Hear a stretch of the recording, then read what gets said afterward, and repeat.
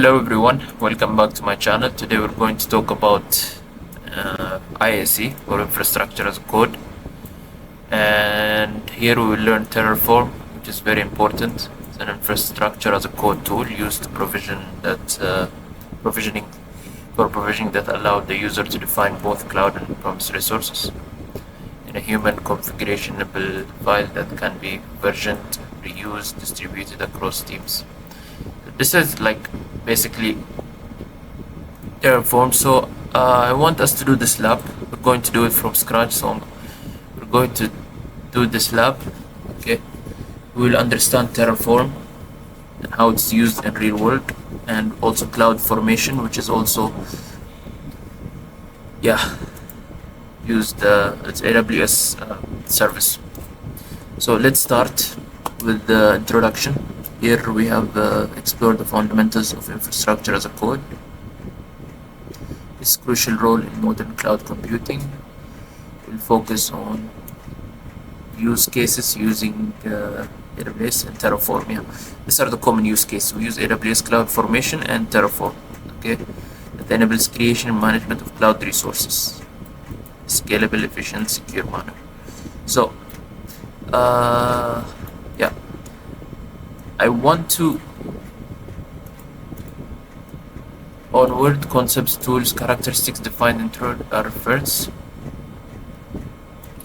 I don't want to go here because it's actually this is just a theory, but it's also useful to go through this lab before moving to that lab. Okay, but I think let's see what we can hear. And this is just introduction, the concept, basically infrastructure before IaC. Before defining IaC, it's important to understand why we need it, in other words. So let's consider what was required when infrastructure was configured and managed in days before IaC. Okay, here are some tasks that have the responsibility of various teams, such as DevOps or network system administration. So before, we used to manually provision servers, physically installing servers or manually deploying virtual machines. Okay, network configuration, setting up network infrastructure, including setting up IP addresses, subnets, network, all this stuff, router, switch, firewall, installing the operating system, installing configuration, updating software, disaster recovery, this is good. So this was how it was done. Basically, everything was done manually before infrastructure as a code. Okay, but now instead of provisioning and managing infrastructure manually, okay, infrastructure as a code allows the automation of these tasks through code. Okay, it simplifies this process for us. We don't have to manually go to do all this stuff. Okay, we can just, this code can be used to define the desired state for the infrastructure, acting as a blueprint for IaaS tool to provision the infrastructure. For example, your code such as network component, virtual machine, database, and like you can just define what you need. The desired state means what you want actually, how many virtual machines, database, components, network, all this stuff, and the IaC tool will build this blueprint and ensure the infrastructure is always aligned with it. Should you want to make infrastructure change, like you can increase the number of VM. Only simple change needs to be made on the code, right, which can be reflected on your infrastructure once applied. Manual request, So the many benefits of infrastructure of a code deployed as a code also means that it can be collaborative process, shared responsibility. This means knowledge of infrastructure configuration isn't a single team. Okay, so versionable, repeatable, scalable. Okay, this technology begins to make, also this will give you scalability also.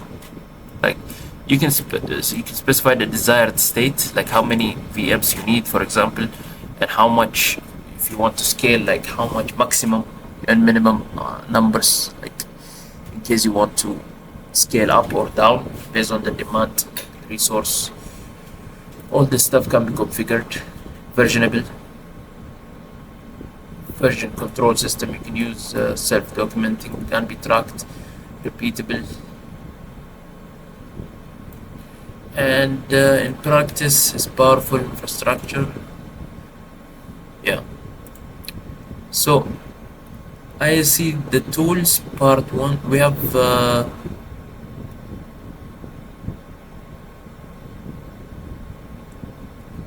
yeah, that's the idea of basically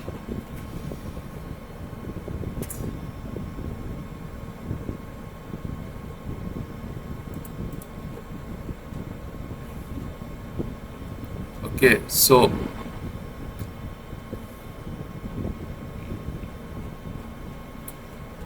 I want to summarize this so we can save time instead of spending the time just to read all this. So we can just go through it here. You can just copy this one and open. This is going to summarize it for you. Just the key points that we need from this. 1 second, so we can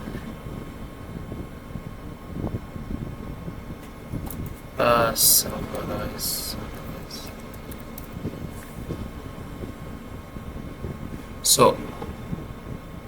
So this is the thing that you need to understand. Declarative means you define a desired state, okay, what you need, right? Tool figures out how to reach it, okay? Yeah. It's idempotent, you can run it multiple times. Example, Terraform. The tools are like Terraform and CloudFormation. Imperative, you define step-by-step command, like how, okay? You must follow an exact order, not always repeatable. Example, chef. So the difference between declarative and imperative is declarative, you just define the desired state, the what, that's it. And everything's handled on the tool, it will do it for you. But imperative, you have to define step-by-step commands, okay? And like, yeah, that's the difference. Like declarative, get me to X from wherever I am. Imperative, follow the steps to reach X.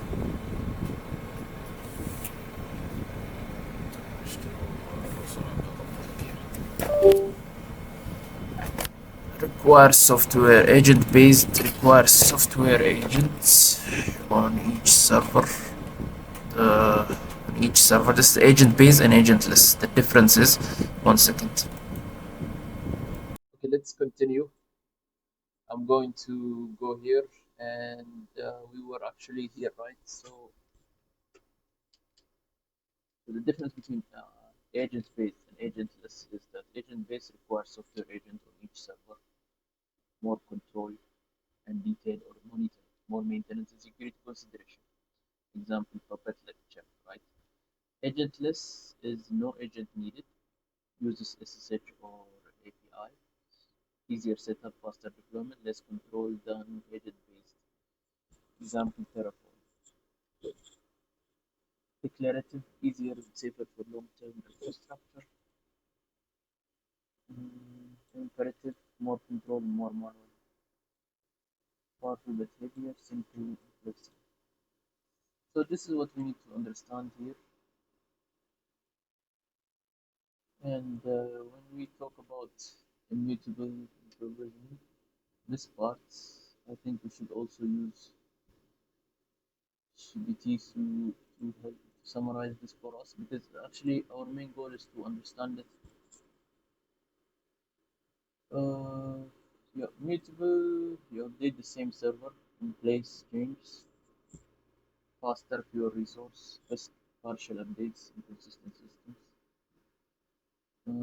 Immutable, create a new server for every change. That's the difference. Older version is destroyed after successful, consistent. Replace with new, immutable, mutable, modify when exists. Creates infrastructure. We have provisioning tool, creates infrastructure, servers, and networks. Example, we have Terraform and AWS CloudFormation. These are the provisioning tools. And configuration management tools, we have Ansible and Chef. So the idea, for example, provisioning means build a house. Like we use Terraform to build a house, configuration to furnish managing it. So no single tool does everything. Combines tool. Real world, we combine Terraform to create servers and Ansible to create and install security agents. And so that's basically the idea here. Infrastructure, the life cycle. Let me just have a look at this as well. You can go to this, like you can go through the labs each, but this is just introduction. So I just want to skim through it and focus more on the lab, on the main uh, lab that we're going to use in the real world. So a repeatable process for designing, building, deploying, maintaining infrastructure using code, similar to SDLC but focused on infrastructure, not one at a time.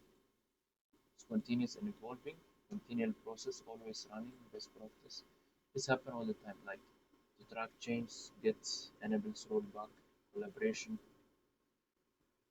teams stay aligned, maintain, monitoring, rollback, review change.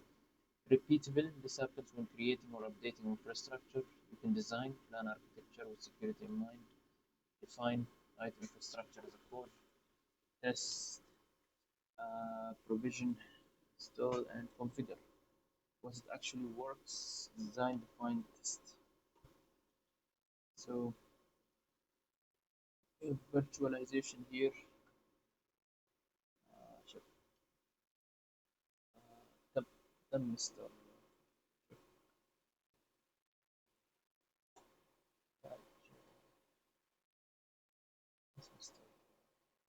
نجرب خلاص بس once went تمام خلاص fluff just right here. So virtualization, we have hypervisor levels. Each VM has its own OS, runs multiple VM in one physical server. Container share same OS kernel, lightweight, fast setup. Yeah, we know about this already. Powers IaC. Scalability automatically creates and destroys server on demand. Scalability. Each app gets its own CPU, memory, no interference. Testing, clone environment, template. Kubernetes plus IaC is a power combo. Kubernetes manages container, deploy, scale, heal, and IaC actually tool like Terraform creates Kubernetes cluster infrastructure. Terraform builds the cluster, Kubernetes runs and manages the app. So use Terraform to create servers plus Kubernetes clusters, and use Kubernetes to deploy containers. So that's what the difference is. And one more concept that we need to understand the difference between on-premises and cloud-based IoC. Yeah, I wanted to focus on cloud-based IoC because this is actually more used and popular right now. So, but let's just understand the difference, and we will move on to the cloud. We will go deep on the cloud-based IoC.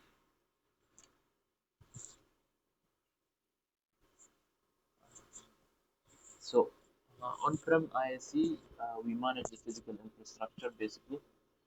Cloud ISC, we manage the virtual resources from the provider. Servers in your building, like data centers, this is on-premises. Cloud is hosted by AWS, Azure, or Cloud. So basically, on-prem we will use Ansible, Puppet, and Chef, and for cloud we use Terraform or CloudFormation. On-prem you have physical server, storage, network to handle maintenance. But cloud you have virtual machine storage, APIs, and cloud is fast, scalable, and slow. On-prem is slow, manual, hardware limited, and on-prem high upfront cost actually. Cloud is pay as you go, only pay for the usage. On-prem IaC best for strict security, compliance, bank, data governance, full control over infrastructure. Cloud IaC startups, fast-growing apps with variable traffic. Yeah. So this is the difference between both, and I think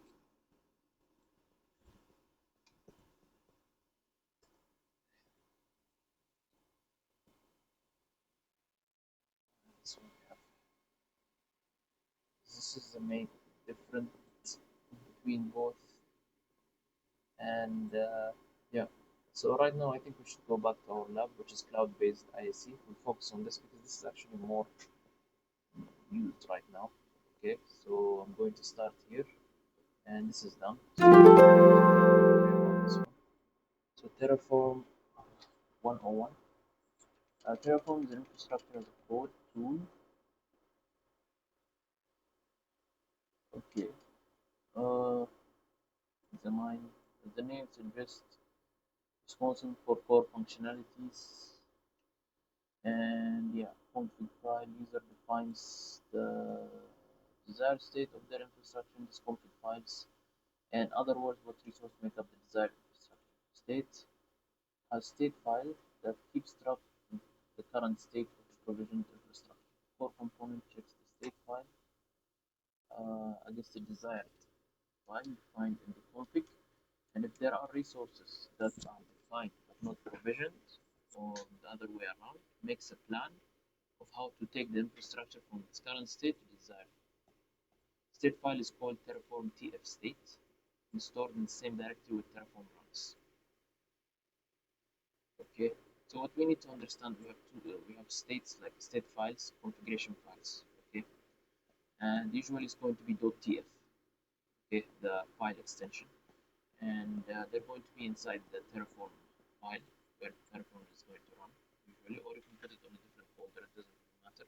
But the thing is, the user, what we usually interact with the desired state, like how many replicas we need, for example, how many um, VMs, how many, what we need, we can specify it on the desired state configuration file. Okay, and we have also the state that keeps track of the current state file. State file is just what it is right now. Okay, and it will compare each. If there is anything configuration that's not provisioned, it will do that. Two places, the user defined configuration test, defined configuration file and TF state. Okay, should there be any difference between the desired state, which is the configuration file, and the current state, TF state, the required action will be executed using a provider. Okay, so providers, think of providers like depending on the it's used to interact with the cloud providers like SaaS provider or other. For example, if AWS resource like EC2 instance is defined, okay, AWS provider would be used. If Kubernetes cluster is defined, Kubernetes provider would be used. Like based on the service or application that you're planning to use, you're going to use provider that works with it, like this one. Okay, it's used to interact with the cloud providers. The tool and its architecture boasts many different benefits. This Terraform apart the most from other IaC tools is the ability to use these providers, provision, manage resources, infrastructure that has resources can have this one. Okay, so Terraform core takes input from two sources. This source keeps track of what infrastructure currently looks like. What's the name of the source? TF state. State basically. State. Okay. This is basically the current state of the file, right? The state of the infrastructure. The other source defines what you want. This is the desired infrastructure. What you want the infrastructure to look desired infrastructure. So I'm going to call it desired, desired, no, what we want the infrastructure to look like. Okay. So basically, it's going to be this one, Terraform config files, the user defined states, okay, where the desired states. So this one, Terraform config files. There is a difference between what the infrastructure currently looks like and what you want it to look like. This will require a change. The change will be actioned by a this actually it will be pro-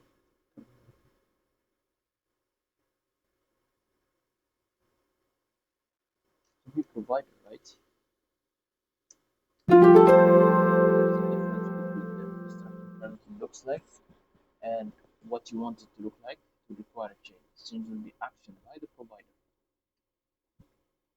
So the Terraform configuration, let's go to the next tab. Okay.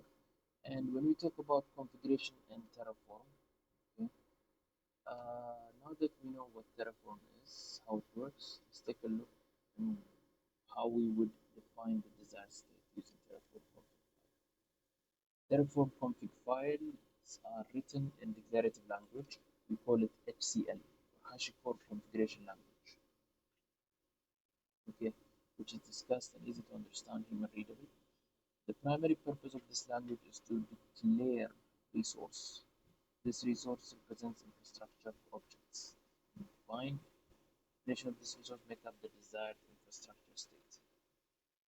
So to give us an example, we used to define if we use an example for AWS, for example, okay, we can use Terraform configuration files, okay, to define VPS, okay, VPC, sorry, virtual private cloud. We talked about this on AWS course. This is basically the network side of using the AWS provider. And this would look like this. See, so the provider is going to be AWS. Okay, the region is going to be this one, and the resource is going to be AWS VPC, like Linux VPC. This is I'm assuming this is the name, and CIDR block. This is the IP. Okay, tag name this Linux VPC. Okay, after defining our provider, which is in this case is AWS, basically resource block is used to define the VPC. First, define the resource by setting the resource type. Okay, this is the resource type. AWS VPC is just a resource type. Okay, which in this case is an AWS VPC. Then what we call this resource? This is just a name. Okay, this example is planet. And then begin our resource block, which is basically where we define our resource arguments. The arguments given will depend on what type of resource is being defined. We'll need CIDR block method allocating. Again, this special defined tasks can be used automation. Resource relation. Sometimes resources can depend on other resources. When defining resource with dependencies, the resource depends on will be referenced. For example, if you were assigned to a task to define an AWS security group ingress rule allowing SSH access from any source within the VPS, you would add the following code block notification.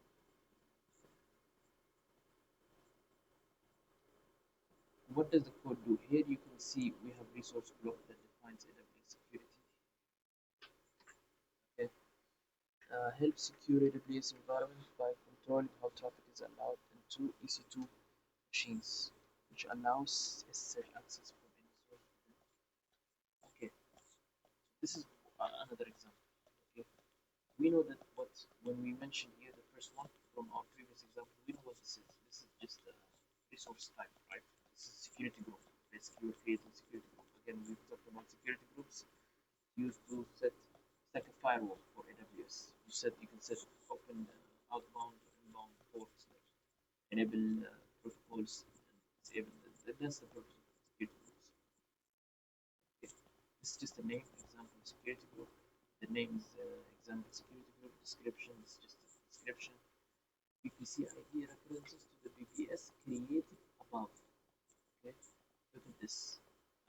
This is the VPS that we created, right? No, this is the VPS that we created.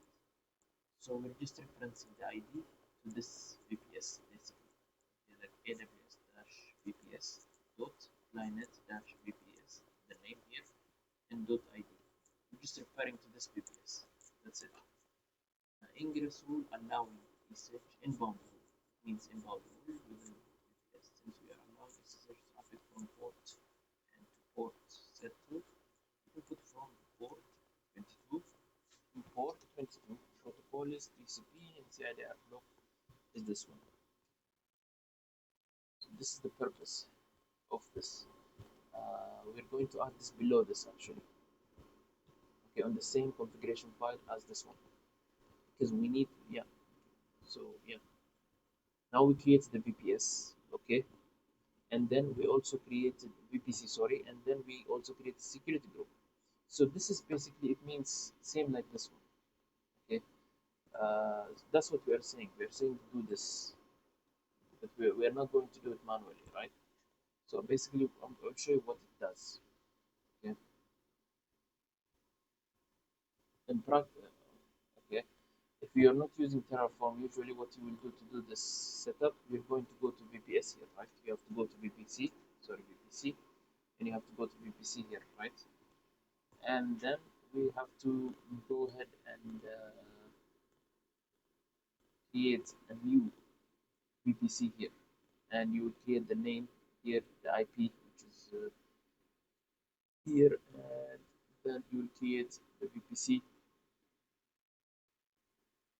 Okay, and then you're going to create. If you will have subnets, you will create subnets. If you want to your VPC to put it in public or private, you have to choose that. Create different subnets. You have to connect it to NAT gateways or internet gateways if you wanted to access the internet. All this you have to do it manually, right? But in our case, we don't have to. Also, we have to create assign security group to the VPS, right? All this we don't have to do it. We just do it manually with Terraform. All we have to do is just write it this way, okay? As a DevSecOps engineer, then it will automatically do it for us, okay?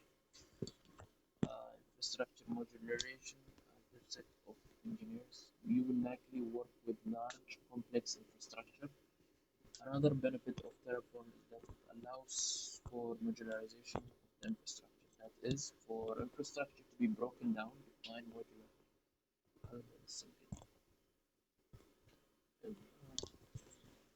simplifies the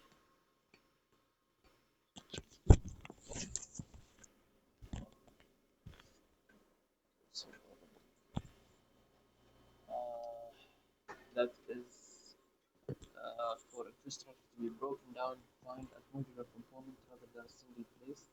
Is a common practice to cloud as it simplifies management complex infrastructure. Let's look below the presentation directly to this conflict. So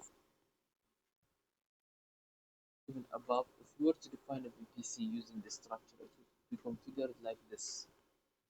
So variable CIDR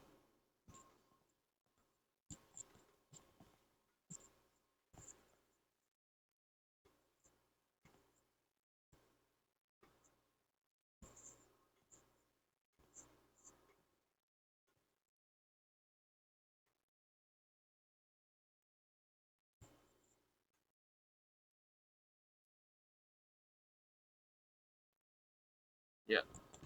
So you can do it this way.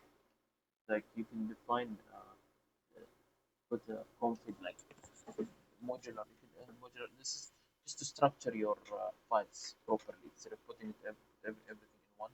You can just create a ts config directory and put each like main.tf like vps security.pf separately like this. structure. This is used in large organization. So here, for example, the default can be changed as needed. This is just we're just defining the CIDR in the beginning, except we are storing it in variable.tf file. We're doing this so we can reuse it and reference it in any module, for example. So basically, this is the same as this one. Where is it? I think this one. This one.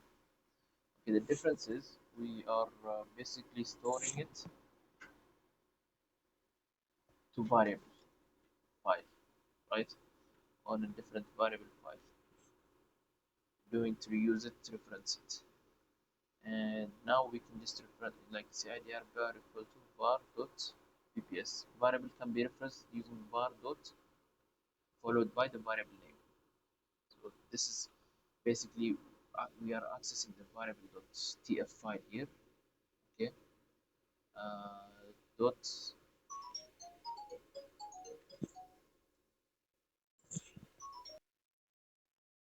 So if you consider the example given, if we were defined to be configured like so, and we are defined finally the module, all other modules will be created here and defined here. Module is defined when defining a VPS in the first example before the resource pair, what is defined.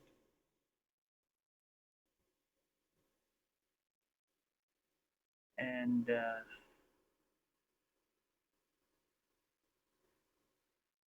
so basically, let's go ahead and do this. Uh, Finally, this module CIDR block.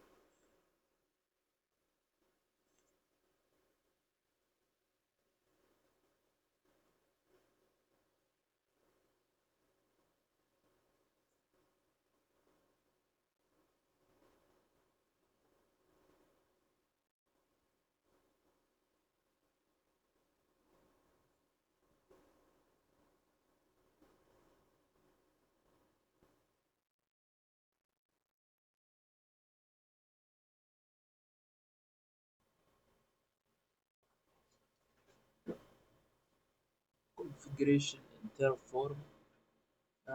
What does the code after defining our provider? Which in case actually we finished this one, right? We specified this one, and so we define.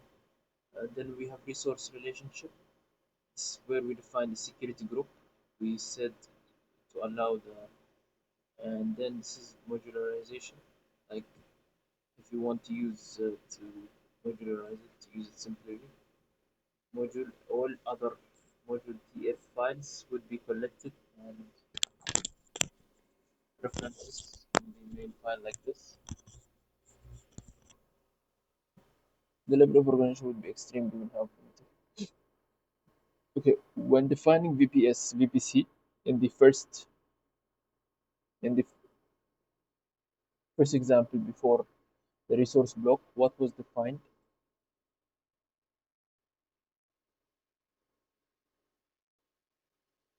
The provider, right? Exactly. The first we define the provider. This one, provider. This is the answer. Before defining the resource block, we define the provider. Let's paste it here and check. When modulating your infrastructure, what file acts as a central configuration file? This is going to be the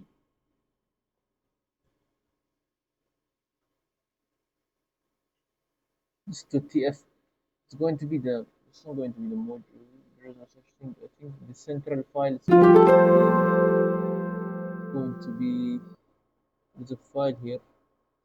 This one. I think it's tsconfig. No, it's TF files.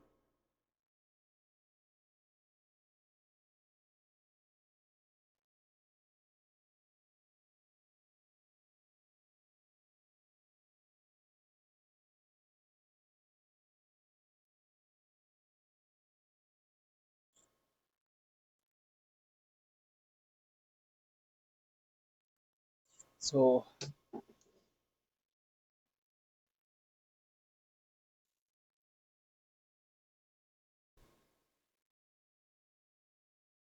So instead of repeatedly defining values across multiple infrastructures, modules, this values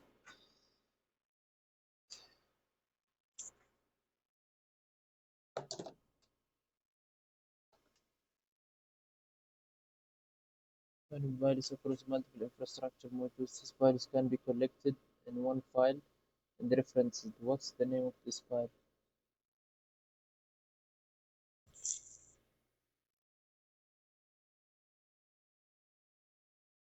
I'm going to call this module.tf. Okay, I think it's this file where we will define all in one. It's not module.tf, it's actually tf. This is the file name, I think.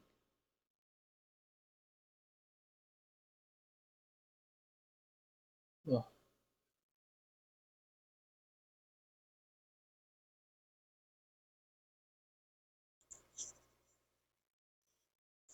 it's variables, yeah, variables, variables, yeah, dot tf basically. Let's continue with the Terraform workflow. Understanding Terraform workflow. Uh, yeah. So the Terraform workflow generally follows four steps: right, initialize and play, plan and play, apply. Better understand this workflow, how it can benefit DevOps provisioning infrastructure. Let's consider the infrastructure at different points in development. When dealing with the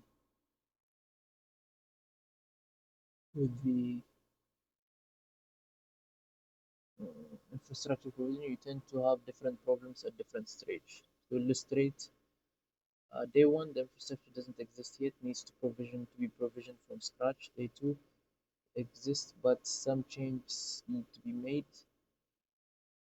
Day one, let's take a look at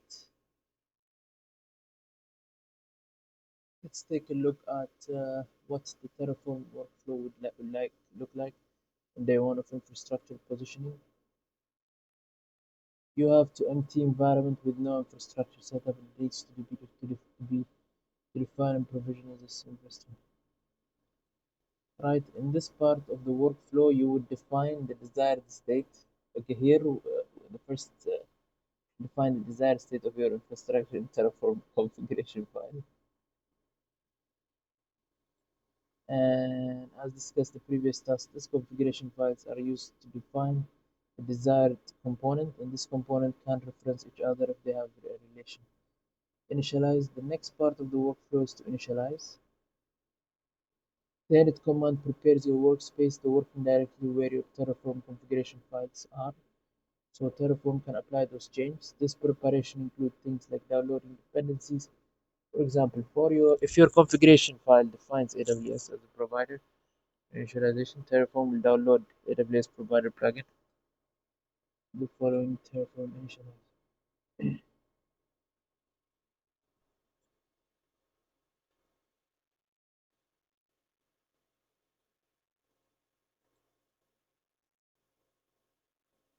So the next part is initialize. Okay, init command. So basically, let's understand what's right. Right, we just define the desired state of the infrastructure.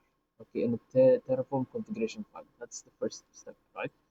Like just like this, we define this stuff, all this VPS configuration and security group and all this stuff. We do it on the right, okay, on the right, okay.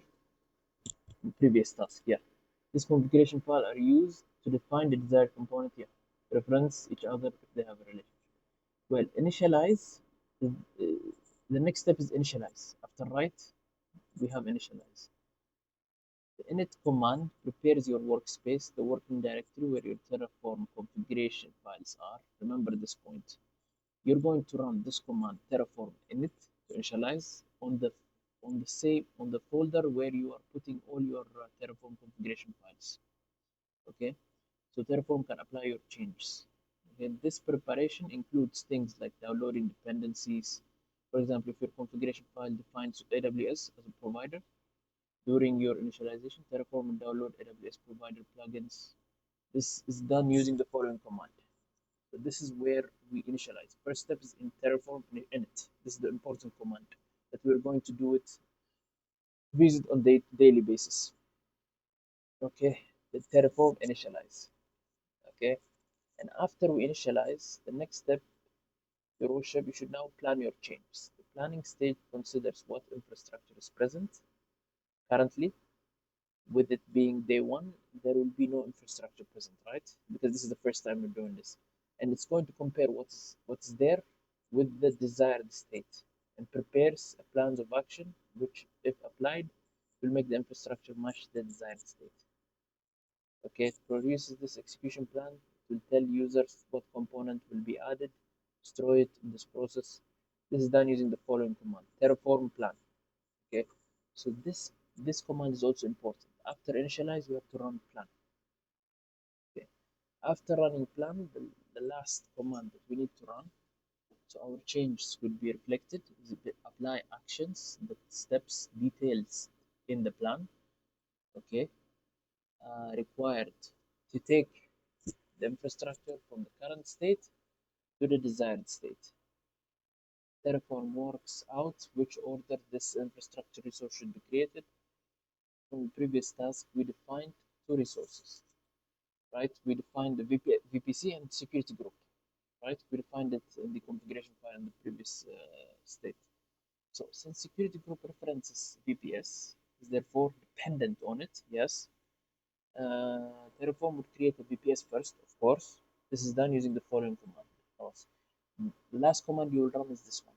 Once you run Terraform apply, it's going to create a VPS on your AWS console.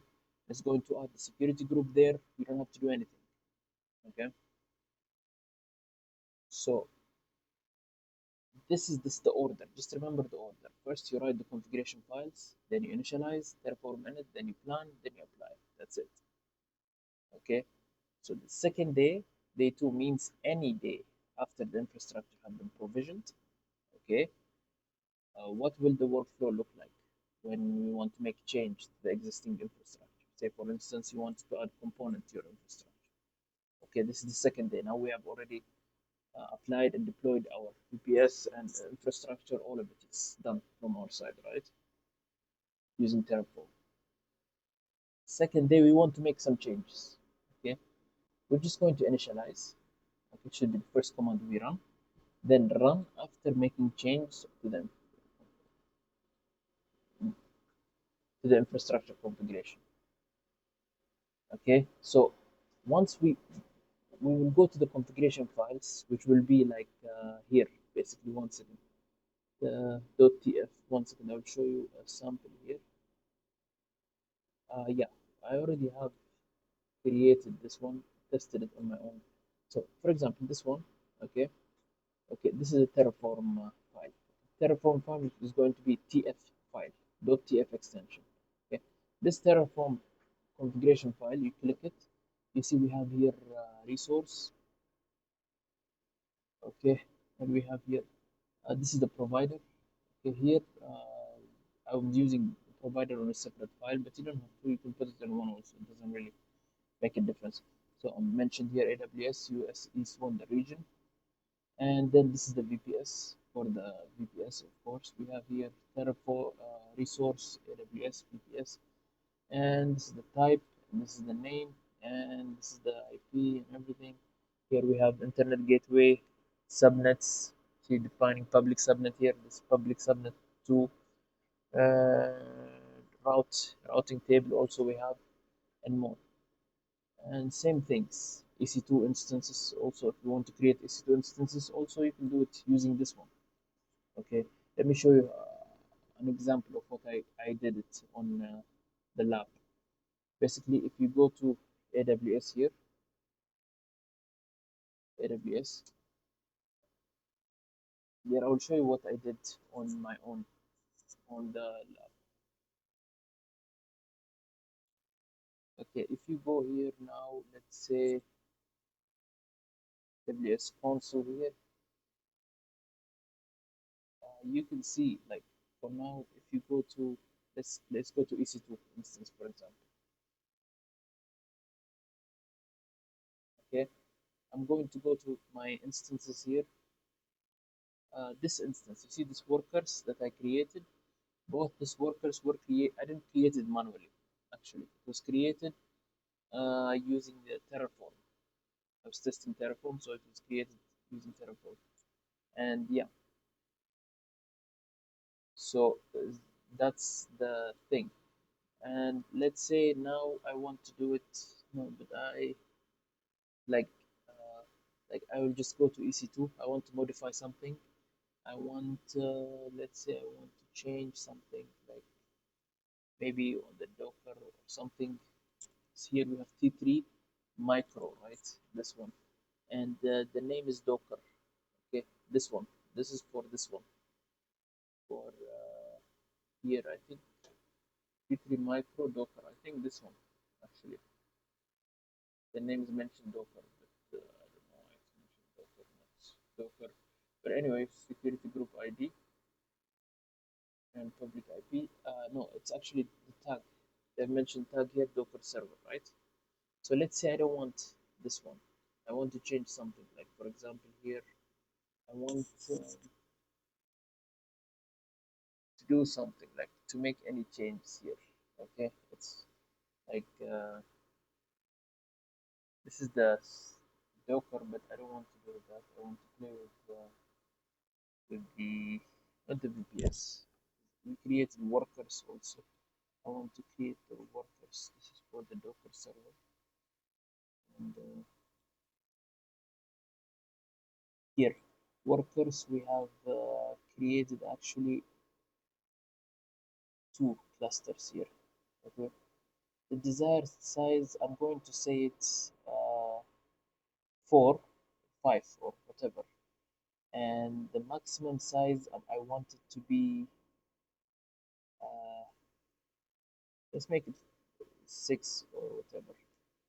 Okay. Yeah. So this is what I did. I'm basically saying create 5 workers here. And keep in mind that this one, we already have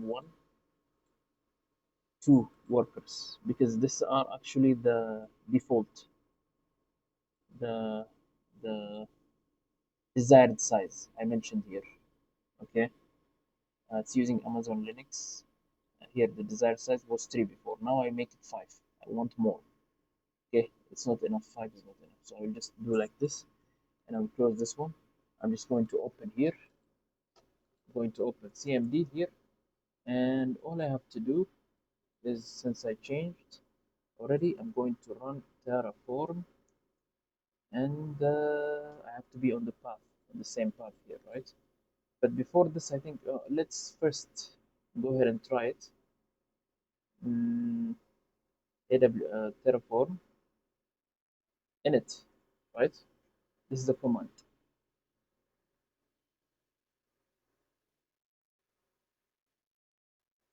Okay, it was successful. Then let's try Terraform plan.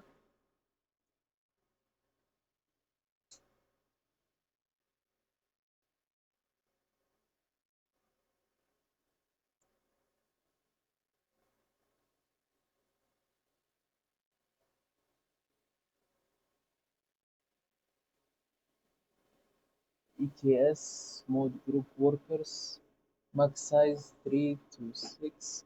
You use the out option. Plan 0 to add, 3 to change, 0 to destroy. Okay, yeah, okay, good. We'll read during the apply. Yes, yes, yes. So let us see, it's telling you what it's going to do. It's going to add, it's going to change 3.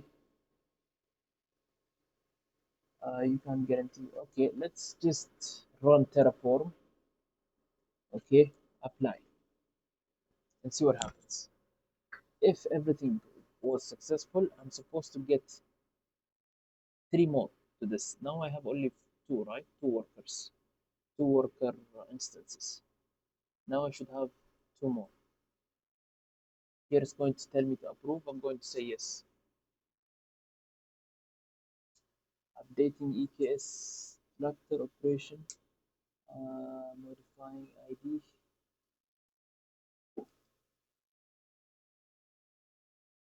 facing an issue here. Let's see the EKS structure here. See when this is saved.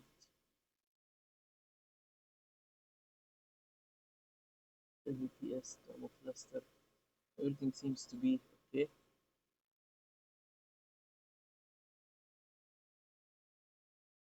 Version update from this to this. Okay. Let me try it one more time. I think some issues I have here.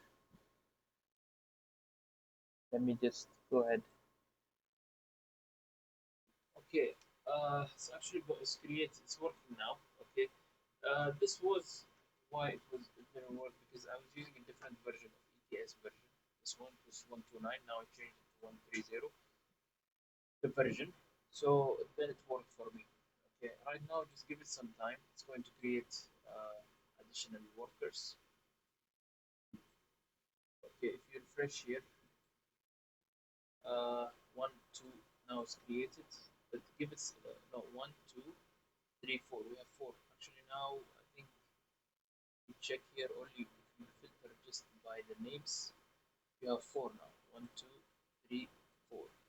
If you give it some time, it will create the fifth one.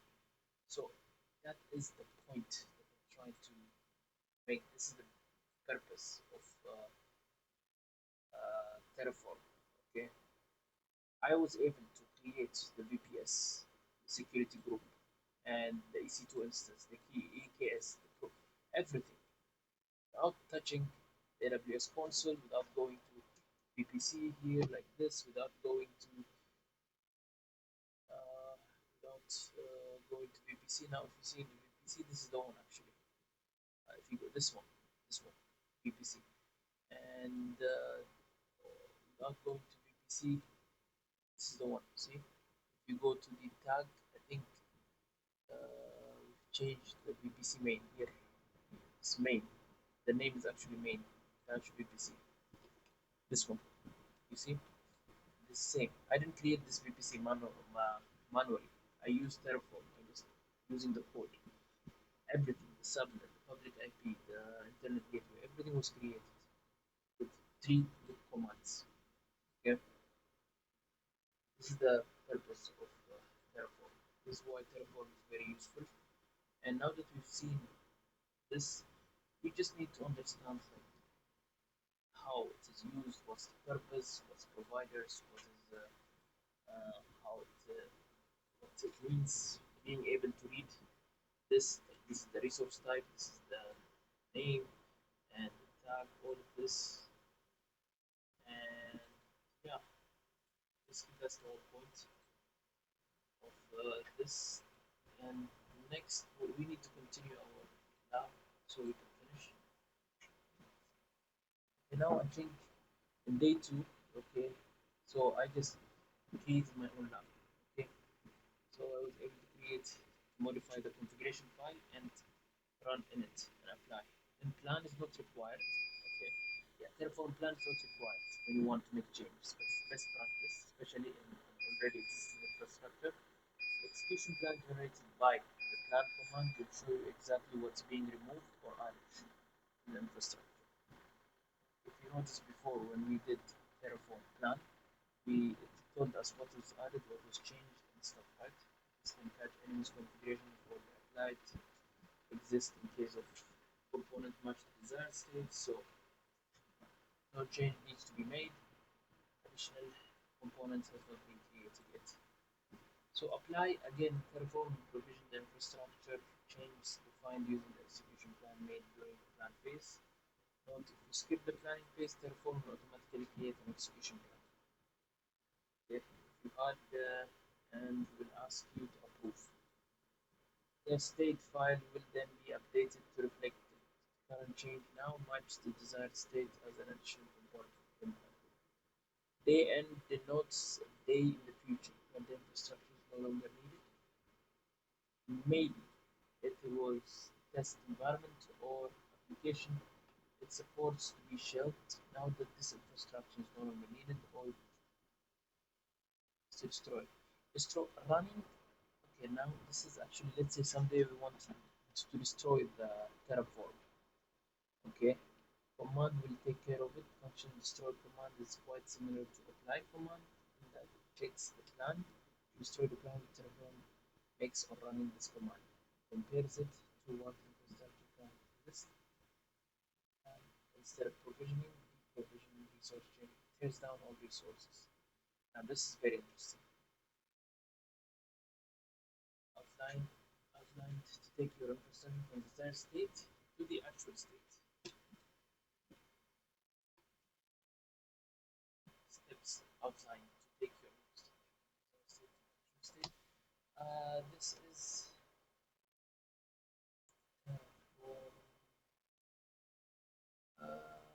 init. No, no, apply. Sorry, apply. Command you run prepare your workspace to prepare your workspace. It's init. Terraform init. Command will run will provide you series of action that would be required to take the infrastructure. This is plan. Terraform plan.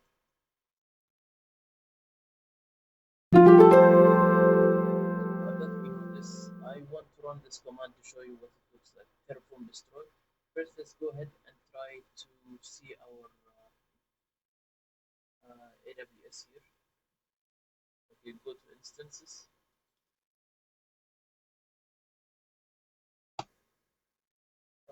Instances here. Instances. Let's see how many workers we have. 1, 2, 3, 4. Still, it's not created. The fifth one, I think. Still, it's taking time. Just give it some time to go and create the fifth instance. Then we have to remove it actually because it's too much now. Many instances. But if you want to destroy, you just use Terraform destroy to destroy. CloudFormation overviews an AWS IaC tool for automated provisioning and resource management. Instead of manually configuring resources to AWS Management Console or using the command line interface, you can use AWS CloudFormation template to describe your infrastructure in a declarative manner. So declarative, yeah, if you remember what we said about declarative, when we say declarative means step by step. Remember imperative, you just define, right? Right? Or it was the opposite. I think no, I think it was declarative. We have two, imperative and declarative. We mentioned here actually. If you go here, imperative and declarative, we have mentioned it here. The difference between declarative.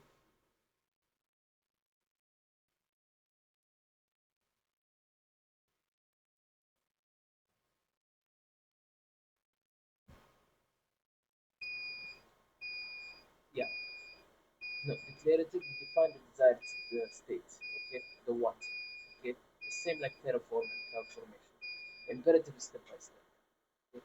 The how, okay, so this is the same as CloudFormation and Terraform actually are the same, they're declarative, right?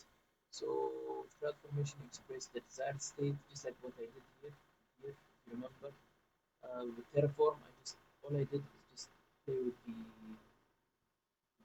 here, the desired state, get the desired size. I made it 5, it was 3, then it automatically created for me. Okay, I didn't have to specify how or the steps there. Using JSON and YAML template. Template defines the resources, their configuration relationship between them. CloudFormation provides manage this resource, making managing replicating infrastructure easy.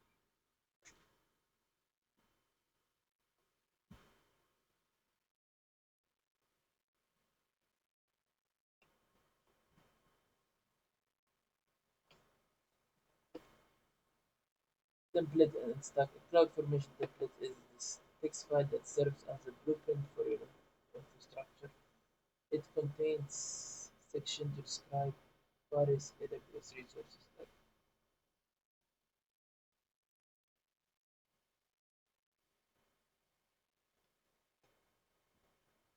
okay, So templates and stuff.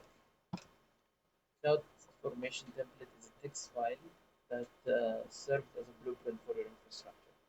Contains sections that describe various AWS resources like EC2 instances, S3 buckets, and more.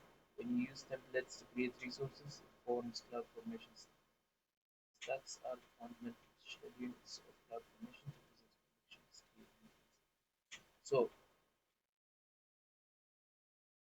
this is basically example of CloudFormation template. Here we mentioned the template's syntax or version. Here a description of the template. Here the resource where we define the resource. We have EC2 instance, for example, the name of the resource, the type of the resource created. We have the property, image ID, instance type, key name. For example, here we define S3 bucket, another resource example, this one. And here we define the type, property, same thing, output. Okay. Basically, AWS template format version specifies the platform provide. Description is the description. A resource section defines AWS resource to be created. Actually, I think this is much simpler when we talk about it compared to if you're using AWS, that's simpler, but you're using other cloud providers, Terraform is actually preferred, I believe. Sections defines the output value displayed after creating the stuff.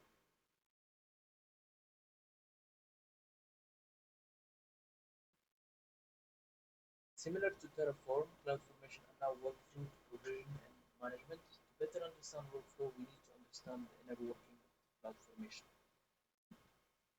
CloudFormation employs a main worker architecture. The main typically CloudFormation service running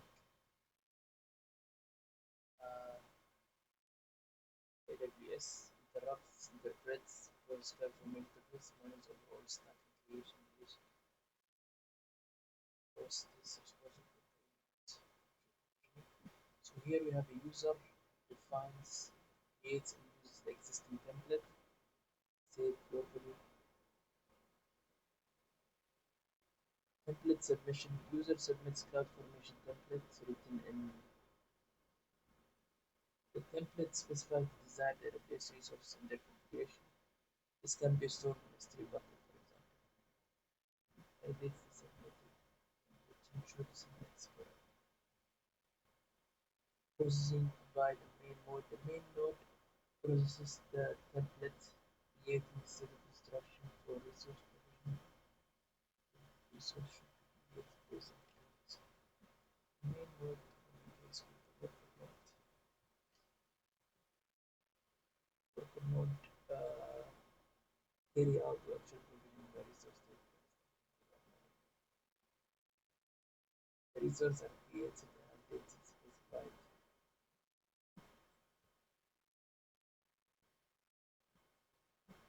CloudFormation operates on event-driven model. Events are generated during stack creation. Can monitor these events, track progress, stack operation.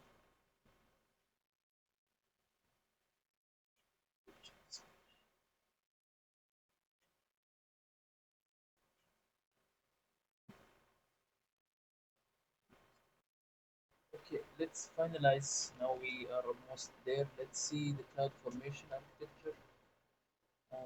Yeah, follow workflow for provision flow, to understand the workflow. Main worker architecture. Typically, CloudFormation service running in AWS enterprise process the CloudFormation template. It manages the overall stack distributed. The template submission. User submits a CloudFormation template written in JSON or YAML to CloudFormation service. The template specifies the desired AWS resources that in their configuration. So basically, we store it in the S3 bucket. Basically, this is the template. We store it in S3 bucket, right? Then validation is validated. The service is validates the submitted template to ensure its syntax is correct. It follows AWS resource specification. And the main node processes the template, creating a set of instructions for resource provision. It determines the order in which resource should be created based on dependencies. The main node communicates with worker node distributed across different database regions. Worker node carry out the actual provision of the resource stated in the instruction. The resources are created or updated in specified order,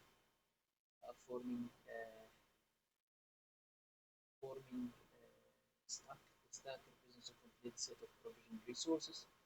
CloudFormation operates on event-driven model. Events are generated during stack creation, data deletion process. User can monitor the events to track progress, file issues, and we have rollback trigger. During the stack creation and the development trigger rollback reverts the stack to its trigger can be defined in the template specify the condition. Okay. Pro stack reference we have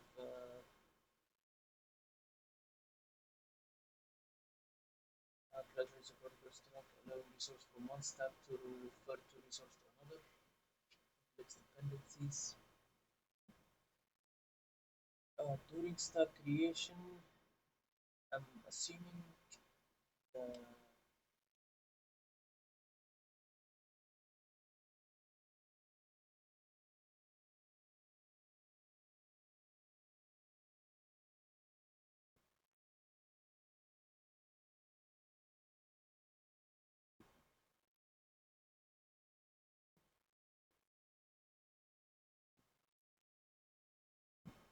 so create, updates, and delete together. Yeah, create, delete. AWS resources, I think. Resources, right? What is generated with can you define rollback trigger in a template? Yes, you should. You should be able to see. Um, error occurred during the stack creation or update. Yeah, this can be defined. Yes, you can define the rollback trigger on the what resource analysis for cross stack reference. Let's go to this one.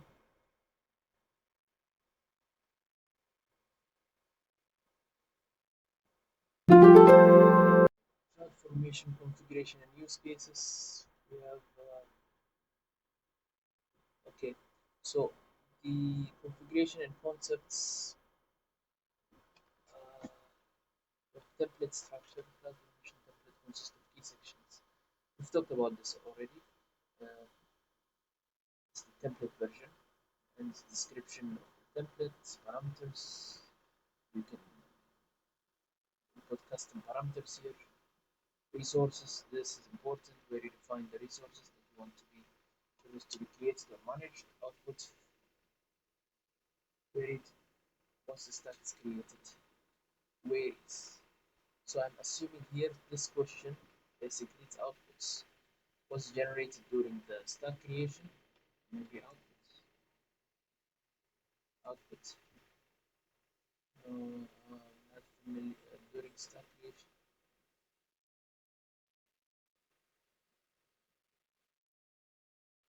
Resources, what is generated?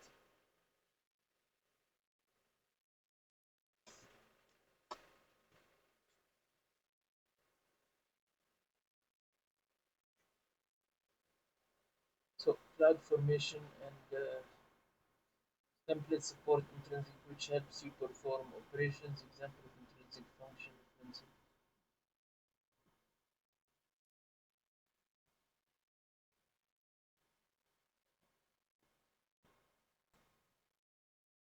Okay, let's continue and finalize. Intrinsic supports intrinsic functions. CloudFormation template supports intrinsic functions, which helps you perform operations. Example, resources calculation, like this one, for example. Type EC2 instances. This is just normal stuff. And so fn ref reference the value of the specified resource. Then fn get out this one, this function gets the value of attribute from the resource in the template.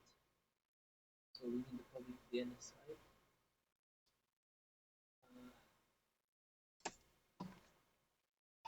Sub performs string substitution.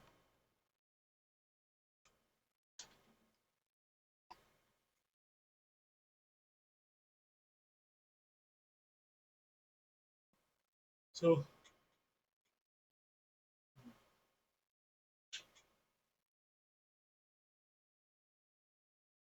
for example, uh, resource and CloudFormation could have dependencies to each other. Like EC2 instance might depend on VPS being created first. CloudFormation automatically handles the order of resource creation and updates you based on these dependencies. So before making changes in the stack, CloudFormation lets you review the changes using the change set features. Impact before you apply. The many use case for resource provisioning management in AWS. Here is its infrastructure provisioning management. CloudFormation simplifies the process of creating and managing AWS resources, which ensures consistency and repeatability in infrastructure deployment, reducing the risk of configuration error.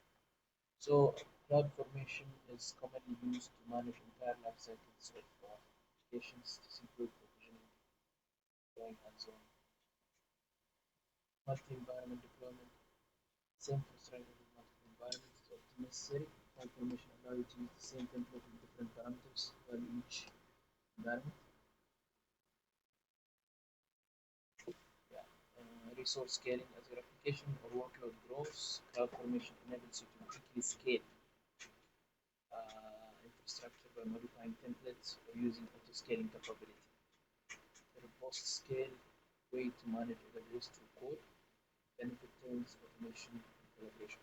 So, does CloudFormation support intrinsic functions? Yes, we said yes, it does. Modifications before they are applied. This feature is interesting. Before making a change to the stack, CloudFormation should review the change using change set. Understand the impact of modification before they are applied. So change sets actually will help you do that.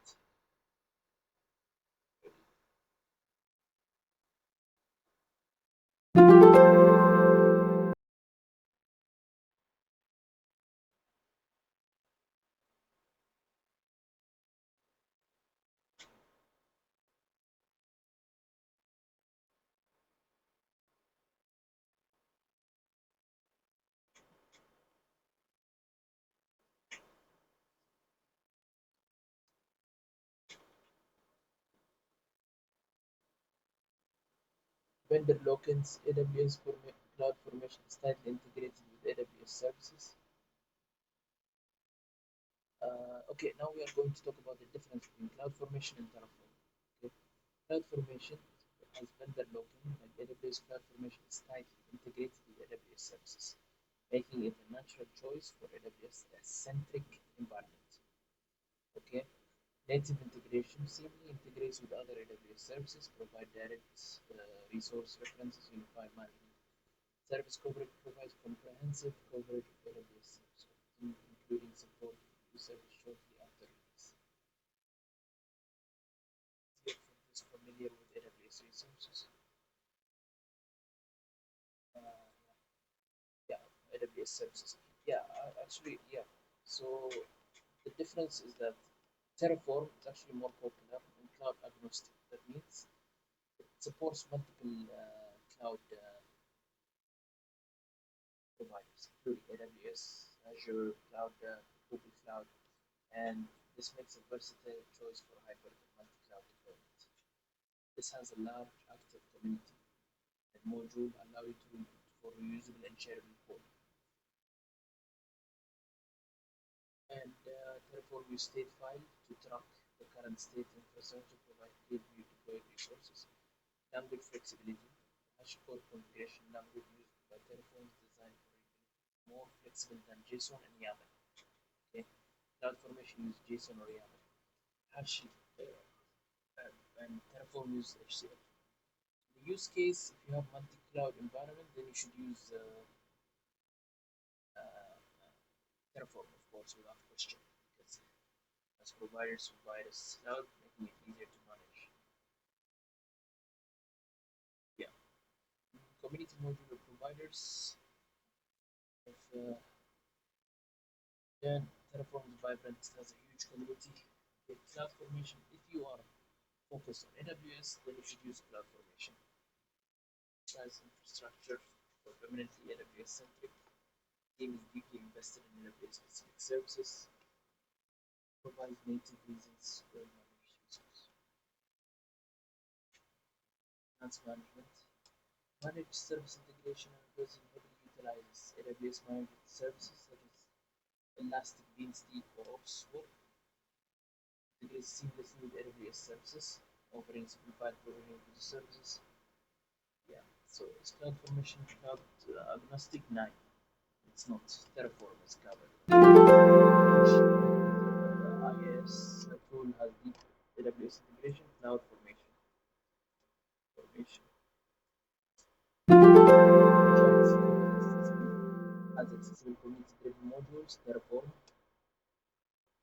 So now it's the last part. Actually, there was a practical. We will see this one. Okay, but I prefer to use to see secure core cloud infrastructure as a code best practices. For both CloudFormation and Terraform, we have to use version control. Store infrastructure IaC code in version control system like Git to track changes, facilitate collaboration, and maintain version history. Okay, and least privilege, always follow least privilege principle. Always assign the least permission scope of credentials in IaC tools. Only grant the needed access. Parameterize sensitive data. Handle credentials lightly. Avoid hard-coded. Secure credential management. Leverage cloud platform. Secure management supports secret management. Audit trail. Enable logging and stuff. Code review. Implement code review. So for AWS CloudFormation, use IAM role.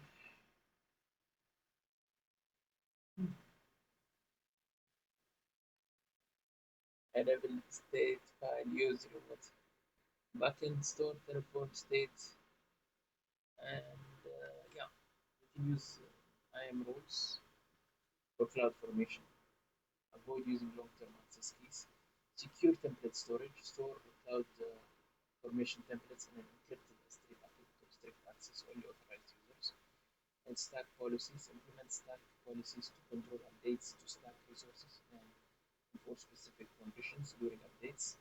Terraform backend state encryption enables backend state encryption to protect sensitive information stored in Terraform state files. Terraform state remotely using backend like Amazon S3 and storage is enhanced collaboration, provides greater security. Consider encrypting sensitive values using tool HashiCorp vaults to other key security using provider provider configuration securely configure provider credential using environment. What can you do instead of hard coding secrets in IaC code? Uh, Store it in secrets, right?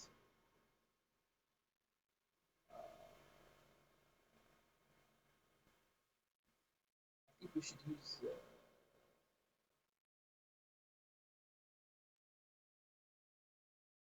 secure credential management. Yeah,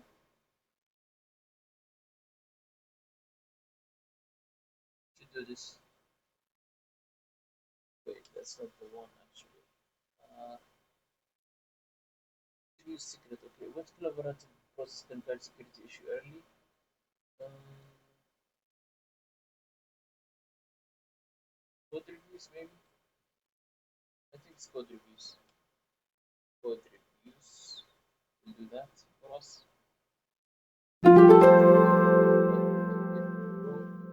Of stack policies.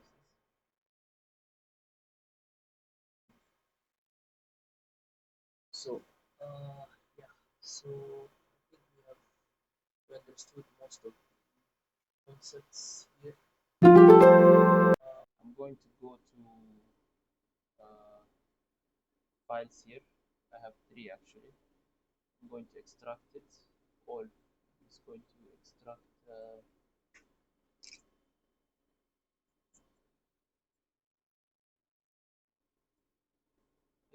to documents here, and I'm going to go ahead choose from an existing upload the template file here.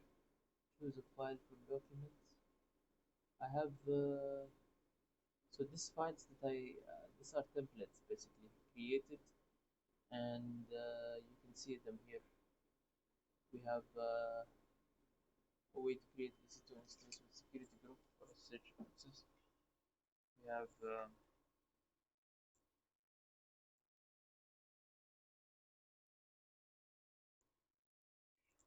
you see this is the syntax that we talked about, right? So let's try the third one. Open. It's going to be more complicated, so I want to try this one actually better because this will let you create an instance, an EC2 instance, security group, and EC2 instance also will allow you to add an instances, and it will allow you to create a volume and also add S3 buckets, this name. So I'm going to go ahead and try this one. Okay, I'm going to choose one randomly. Okay, so I'm just going to upload from templates. Okay, so next, and just type in stack name here, go to next. I am wrong. I think we should create a new role here.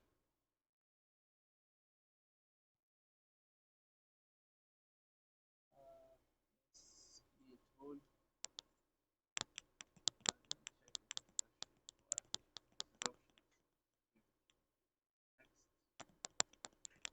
Prepare the template. Template URL is going to be here in the S3 bucket. Provide the stack detail. Okay, submit. And let's see if it will work. Now it's done. Stack is created, right? So latest deployment. The resource S3 bucket is in create failed state. Already exists. The issue is actually the name. The name is not unique, so that is fine. We just need to go ahead to the downloads here. It's in documents, right? Let's go to the. I think we tried to create S3 buckets, and it's not unique. Remember, S3 buckets, the name has to be unique, right? So I'm just going to choose here, make it random like this, and let's go ahead and just delete that. We do it again. Let's create new stack. Go to CloudFormation, create stack, choose existing, go to template file, go to download. Remember the template file has to be JSON or YAML, and let's call it view and this is what we need to do with configuration. And now let's see what happens. I think it's creating it, in progress. Let's hope that everything is okay. Let's go to stacks. My stack, let me refresh this one. This is the one G, still in progress, so let's wait. So basically it's supposed to create a Amazon S3 bucket, also an EC2 instance, I think. Let's just wait and see. So it's going to do it actually. We go to the EC2 instance. Let's see if we have any additional EC2 instance.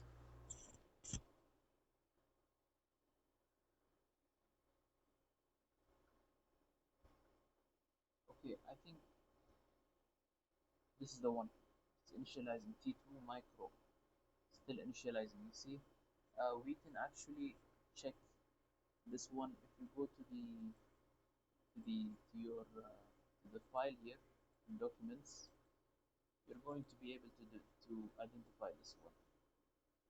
We mentioned here T2 micro, right? So this is saying T2 micro. And what else we have? We have the image here, new region, and yeah. So we have this security group also, instance security group. Let's see the security group. We have enabled T2 set height.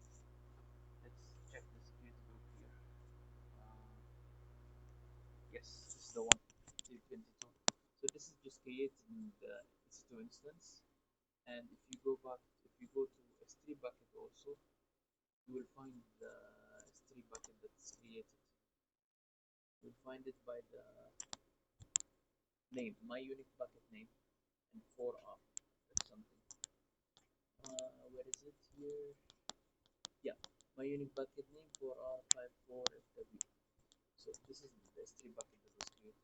So, and that's it for today. We've talked about it, and we have learned details how to use Terraform, Cloud Formation, what's infrastructure as a code, and yeah. So basically, what we need to know is just understand this structure of CloudFormation template. This template you can find it online. You just need to understand how to find it. And Terraform, how to install it. Terraform, basically it's available in GitHub. And also they have documentation here. If you type just Terraform here online, you'll find the website here. This is their website.